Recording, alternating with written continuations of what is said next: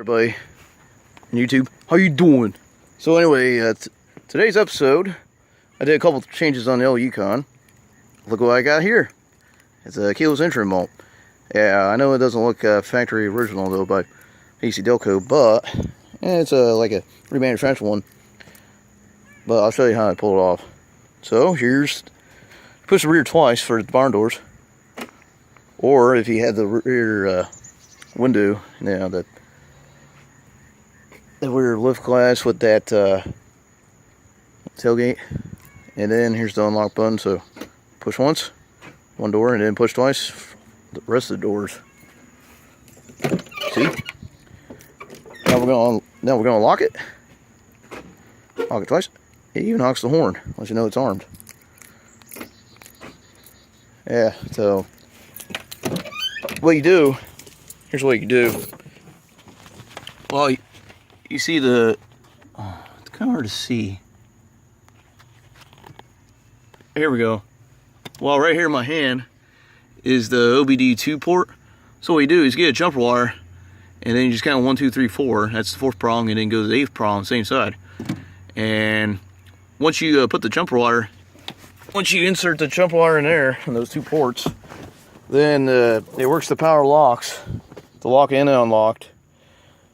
And then you take your remote, and then you push both the lock and unlock button with 2 of your fingers for 20 seconds, and then that's, you have it programmed. So it's crazy enough to work, which it did. Yeah. And then I finally got that new ignition switch, puck cylinder, that I've been telling you guys about. I had that same problem for over a year. And came with a boring looking key, so I went and ordered GM original keys. Yep, it has a GM logo. And so I ordered them, and then went to Hudson's Hardware to get them a special cut, because they do a little bit of locksmithing.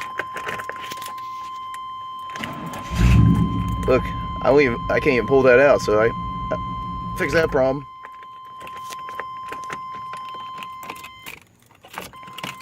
Now I can go on accessory.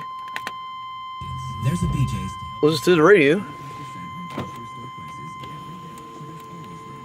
And be able to work the power windows in accessory, which is cool.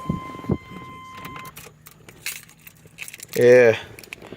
Well, anyway, you had to, you know, kind of loop the new keys to the ignition switch, because it takes a while for the lock cylinder to recognize a spare key in there. Yeah, and it wasn't as hard as I thought it'd be, because what we do is, well, disconnect the battery, of course, so the airbag won't accidentally deploy on you. Yeah, don't want that. Yeah, so you disconnect the battery, and then remove the dash bezel, and then you put the steering column all the way down. Tilt. Yeah, it's tilt steering. If you have tilt steering, you can put it all the way down. You go in the start position, and then you put the shift lever all the way down to first.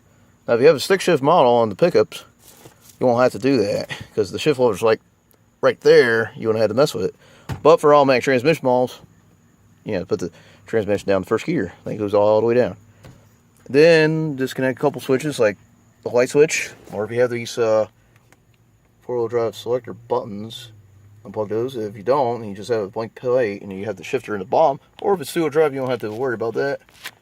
And if you don't have a CB radio, you don't have to worry about it either. I just slide it out a little bit. I don't take it out.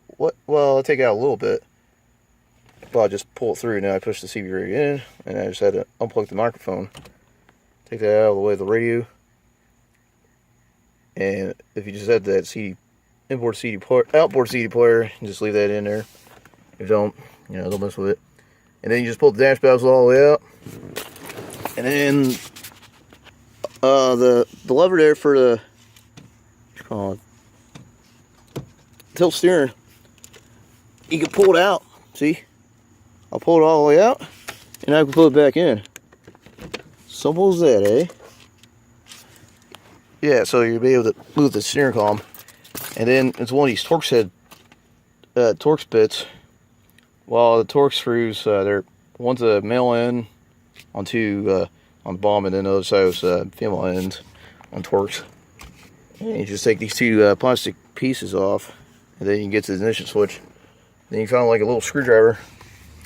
I use my glasses screwdriver because it's very small. It'll fit in that little pin somewhere in here where the lock cylinder's at, and then you keep the key, put the key in there, and then you turn it like you're starting it up, and then be able to pull it all the way out and put the new one in, and you then reverse the removal you just did, put everything back together.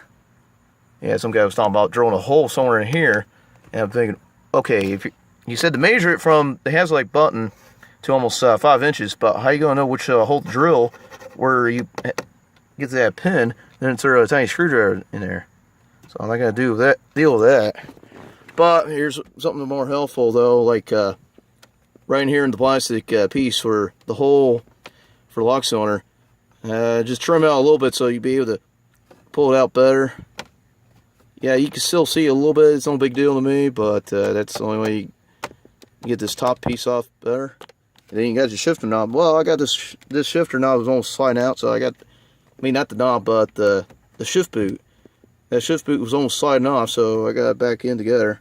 It has a little tiny hole, but I figured I'd keep that in case I want to change this whole shifter. You get like a torque set screwdriver, and you remove that and then put the new one in. You don't have to worry about that. And if you don't think about changing it, then if you have a hole in that shift boot, then you change the shift boot anyways. Yeah, so that process wasn't so bad.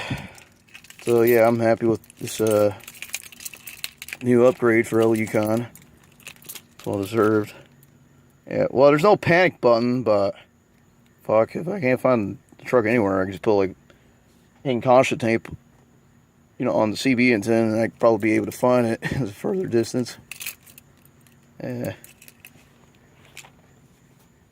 so anyway, about to go inside and eat dinner.